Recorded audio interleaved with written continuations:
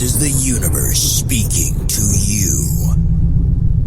You are now tuned into the Modern Spiritual Life Coaching Podcast by the certified master life coach and spiritual guide, Coach Chip. Welcome, souls. We now begin this episode of a transformational journey. Unedited, unscripted, and creating something from nothingness. Now, let there be light on Modern Spiritual Life Coaching. This is the Morning Gratitude on the Modern Spiritual Podcast. I am your diva. You now can tune into us on our newest radio stream worldwide 24/7. Tune in at modernspiritualradio.com and hear our latest radio broadcast. That's modernspiritualradio.com. Now for our mini-series episode 161, The Mystic Way. Mysticism, a study in nature and development of spiritual consciousness by Evelyn Underhill. The Mystic Way. As the pilgrim passes while the country permanent remains, so men pass on, but the states remain permanent forever.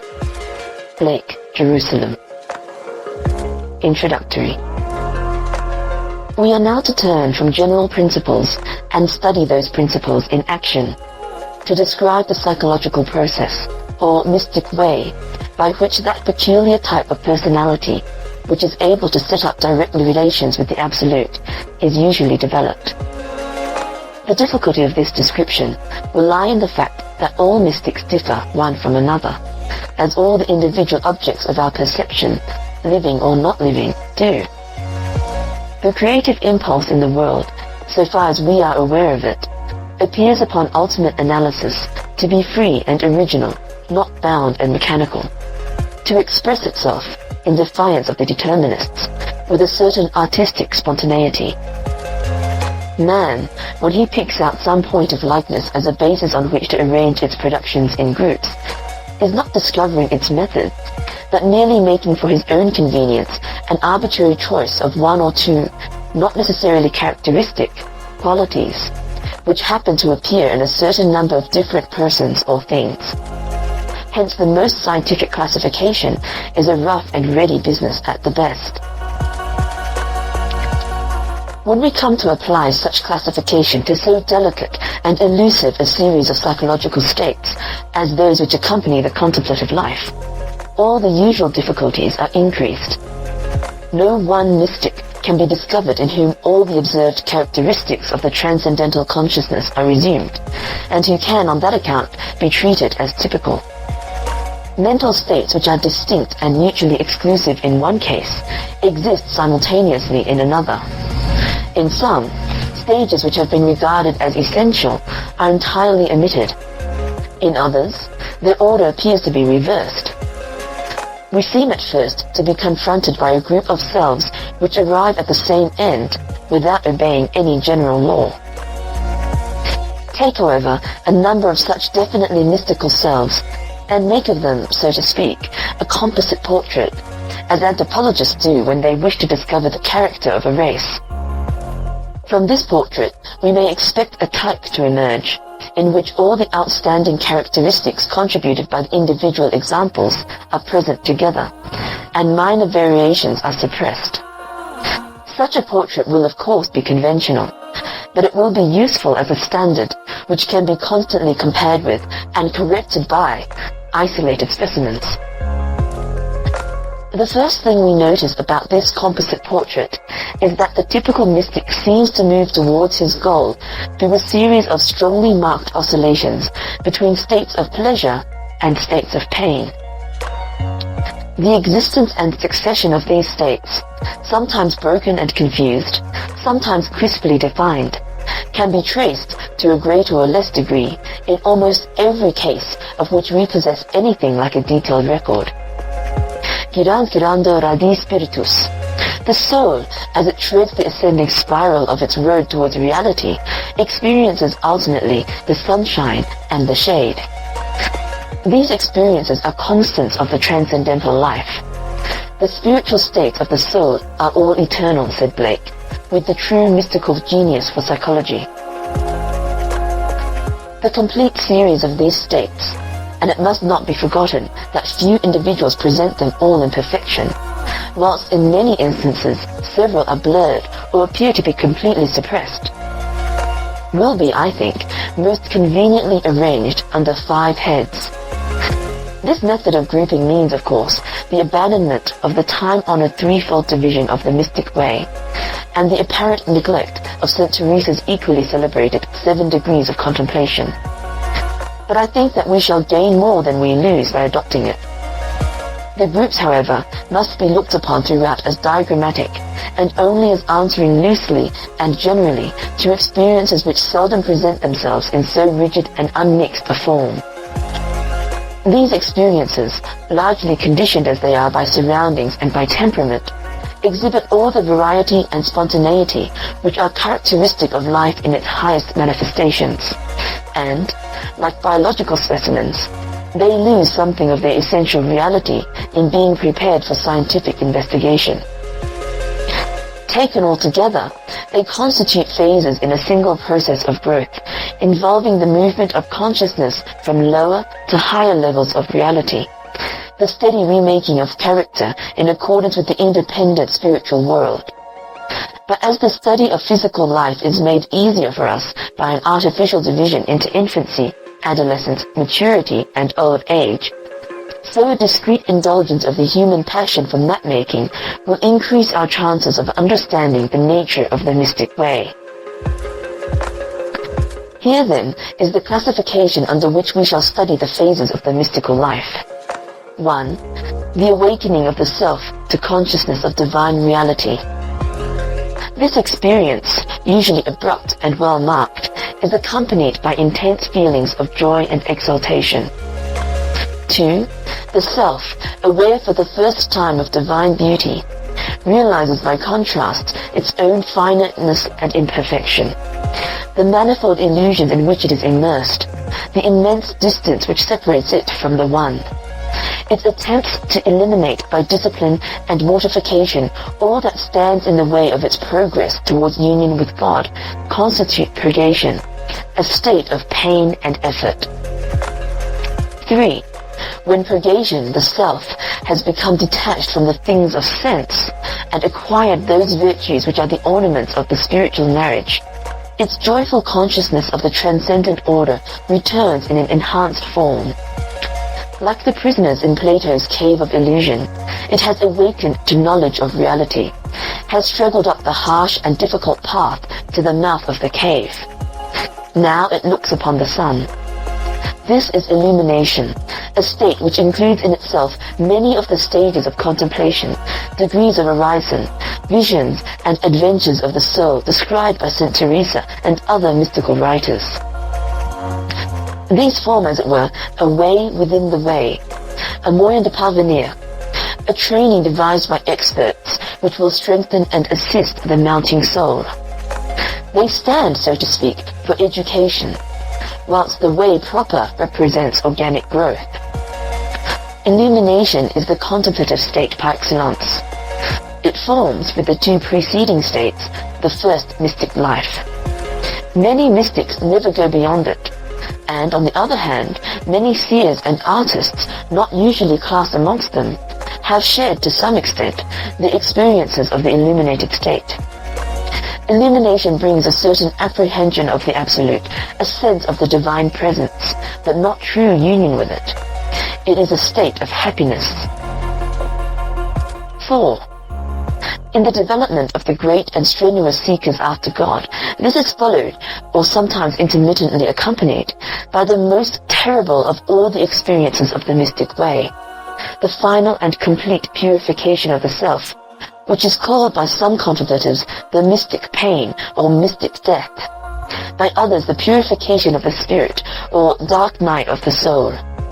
The consciousness which had in illumination sunned itself in the sense of the divine presence now suffers under an equally intense sense of the divine absence, learning to dissociate the personal satisfaction of mystical vision from the reality of mystical life. As in purgation, the senses were cleansed and humbled, and the energies and interests of the self were concentrated upon transcendental things. So now the purifying process is extended to the very center of I-hood, the will. The human instinct for personal happiness must be killed. This is the spiritual crucifixion, so often described by the mystics, the great desolation in which the soul seems abandoned by the divine. The self now surrenders itself, its individuality, and its will, completely. It desires nothing, asks nothing, is utterly passive, and is thus prepared for 5. Union, the true goal of the mystic quest. In this state, the absolute life is not merely perceived and enjoyed by the self as an illumination, but is one with it. This is the end towards which all the previous oscillations of consciousness have tended. It is a state of equilibrium, of purely spiritual life, characterized by peaceful joy, by enhanced powers, by intense certitude. To call this state, as some authorities do, by the name of ecstasy, is inaccurate and confusing, since the term ecstasy has long been used both by psychologists and ascetic writers to define that short and rapturous trance, a state with well-marked physical and psychical components, in which the contemplative, losing all consciousness of the phenomenal world, is caught up to a brief and immediate enjoyment of the divine vision. Ecstasies of this kind are often experienced by the mystic in illumination, or even on his first conversion. They cannot therefore be regarded as exclusively characteristic of the unitive way. In some of the greatest mystics, St. Teresa is an example, the ecstatic trance seems to diminish rather than increase in frequency after the state of union has been attained, whilst others achieve the heights by a path which leaves on one side all abnormal phenomena. Union must be looked upon as the true goal of mystical growth, that permanent establishment of life upon transcendent levels of reality, of which ecstasies give a foretaste to the soul. Intense forms of it, described by individual mystics under symbols such as those of mystical marriage, deification, or divine fecundity, all prove on examination to be aspects of this same experience seen through a temperament. It is right, however, to state here that Oriental mysticism insists upon a further stage beyond that of union, which stage it regards as the real goal of the spiritual life. This is the total annihilation or reabsorption of the individual soul in the infinite. Such an annihilation is said by the Sufis to constitute the 8th stage of progress, in which alone they truly attain to God. Thus stated, it appears to differ little from the Buddhist nirvana, and is the logical corollary of that pantheism to which the Oriental mystic always tends. Thus Jalaluddin, "Oh, let me not exist, for non-existence proclaims in organ tones, to him we shall return." It is at least doubtful, however, whether the interpretation which has been put by European students upon such passages as this be correct. The language in which Al-Ghazali attempts to describe the 8th stage is certainly more applicable to the unitive life as understood by Christian contemplatives than to the Buddhistic annihilation of personality. The end of Sufism, he says, is total absorption in God. This is at least the relative end to that part of their doctrine which I am free to reveal and describe. But in reality, it is but the beginning of the Sufi life, for those intuitions and other things which precede it are, so to speak, but the porch by which they enter. In this state, some have imagined themselves to be amalgamated with God, others to be identical with Him, others again to be associated with Him, but all this is sin. The doctrine of annihilation as the end of the soul's ascent, whatever the truth may be as to the Muslim attitude concerning it, is decisively rejected by all European mystics, though belief in it is constantly imputed to them by their enemies, for their aim is not the suppression of life, but its intensification, a change in its form. This change, they say in a paradox which is generally misunderstood, consists in the perfecting of personality by the utter surrender of self. It is true that the more orientally minded amongst them, such as Dionysius the Areopagite, do use language of a negative kind, which seems almost to involve a belief in the annihilation rather than the transformation of the self in God. But this is because they are trying to describe a condition of supersensible vitality from the point of view of the normal consciousness to which it can only seem a nothing, a dark, a self-loss. Further, it will be found that this language is often an attempt to describe the conditions of transitory perception, not those of permanent existence. The characteristics, that is to say, of the ecstatic trance, in which for a short time the whole self is lifted to transcendent levels, and the absolute is apprehended by a total suspension of the surface consciousness. Hence the divine dark, the nothing, is not a state of non-being to which the mystic aspires to attain.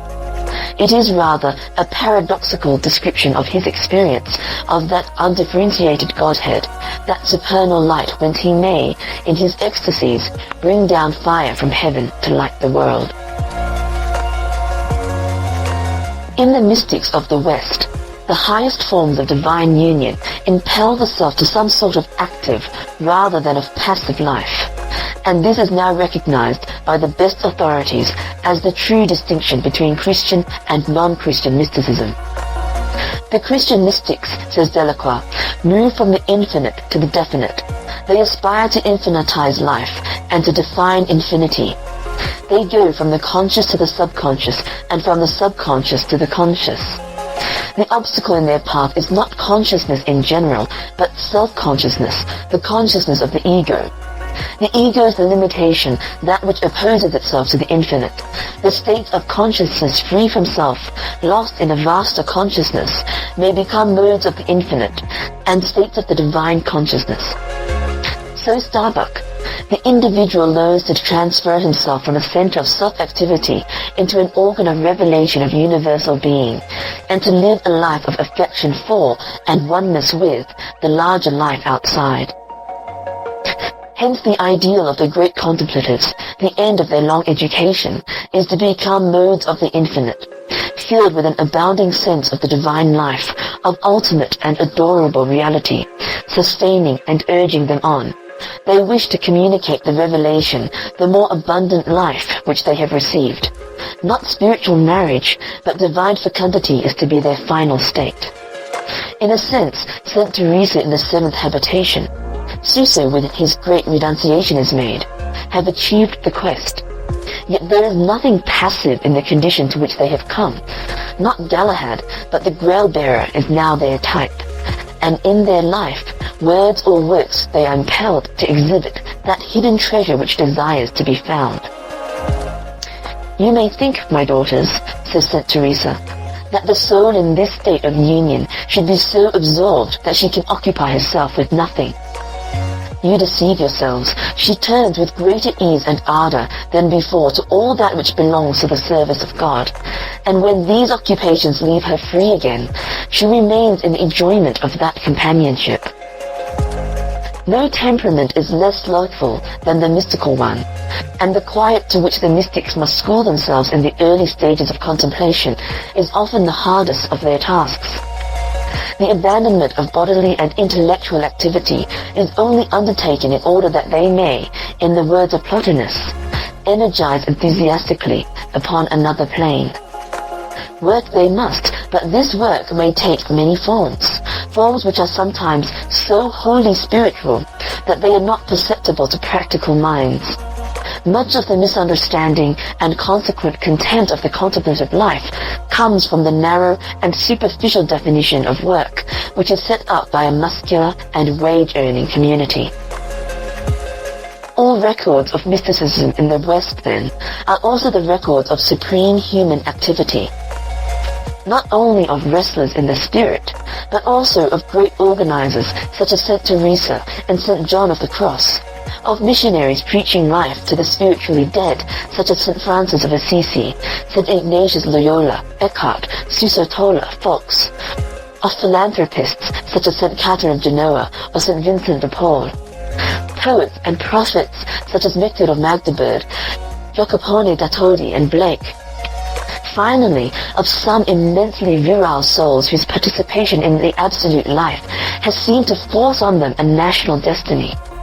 Of this, St. Bernard, St. Catherine of Siena, and St. Joan of Arc are the supreme examples. The soul enamored of my truth, said God voice to St. Catherine of Siena, never ceases to serve the whole world in general. Utterly remade in the interest of reality, exhibiting that dual condition of fruition and activity which Rusbrook described as the crowning stage of human evolution, the supreme summit of the inner life. All these lived, as it were, with both hands towards the finite and towards the infinite, towards God and man. It is true that in nearly every case, such great actives have first left the world, as a necessary condition of establishing communion with that absolute life which reinforced their own. For a mind distracted by the many cannot apprehend the one. Hence something equivalent to the solitude of the wilderness is an essential part of mystical education.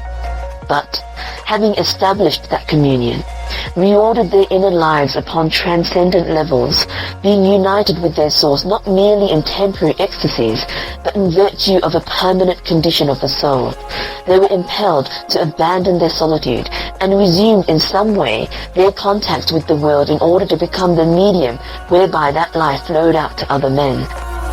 To go alone into the mountain and come back as an ambassador to the world has ever been the method of humanity's best friends. This systole and diastole motion of retreat as the preliminary to return remains the true ideal of Christian mysticism in its highest development. Those in whom it is not found, however great in other respects they may be, must be considered as having stopped short of the final stage. Thus St. Catherine of Siena spent 3 years in hermit-like seclusion in the little room which we still see in her house in the Via Benincasa, entirely cut off from the ordinary life of her family. Within her own house, says the legend, she found the desert, and a solitude in the midst of people. There Catherine endured many mortifications, was visited by ecstasies and visions, passed in fact through the states of purgation and illumination, which existed in her case side by side. This life of solitude was brought to an abrupt end by the experience which is symbolized in the vision of the mystic marriage, and the voice which then said to her, "Now will I wed thy soul, which shall ever be conjoined and united to me." Catherine, who had during her long retreat enjoyed illumination to a high degree, now entered upon the unitive state in which the whole of her public life was passed. Its effect was immediately noticeable. She abandoned her solitude, joined in the family life, went out into the city to serve the poor and sick, attracted and taught disciples, converted sinners, and began that career of varied and boundless activity which has made her name one of the greatest in the history of the 14th century. Nor does this mean that she ceased to live the sort of life which is characteristic of mystical consciousness, to experience direct contact with the transcendental world, to gaze into the abyss of love divine. On the contrary, her practical genius for affairs, her immense power of ruling men, drew its strength from the long series of visions and ecstasies which accompanied and supported her labors in the world. She descended into the Valley of Lilies to make herself more fruitful, says her legend. The conscious vehicle of some power not herself, she spoke and acted with an authority which might have seemed strange enough in an uneducated daughter of the people, were it not justified by the fact that all who came into contact with her submitted to its influence. Our business, then, is to trace from its beginning a gradual and complete change in the equilibrium of the self. It is a change whereby that self turns from the unreal world of sense in which it is normally immersed, first to apprehend, then to unite itself with absolute reality. Finally, possessed by and wholly surrendered to this transcendent life, becomes a medium whereby the spiritual world is seen in a unique degree operating directly in the world of sense. In other words, we are to see the human mind advance from the mere perception of phenomena through the intuition, with occasional contact, of the Absolute, under its aspect of divine transcendence, to the entire realization of, and union with, Absolute life under its aspect of divine immanence. The completed mystical life, then, is more than intuitional. It is theopathetic. In the old, frank language of the mystics, it is the deified life. This is the end of this chapter. Our new episode will be the awakening that you surely don't want to miss. Tune into our newest radio stream worldwide 24/7.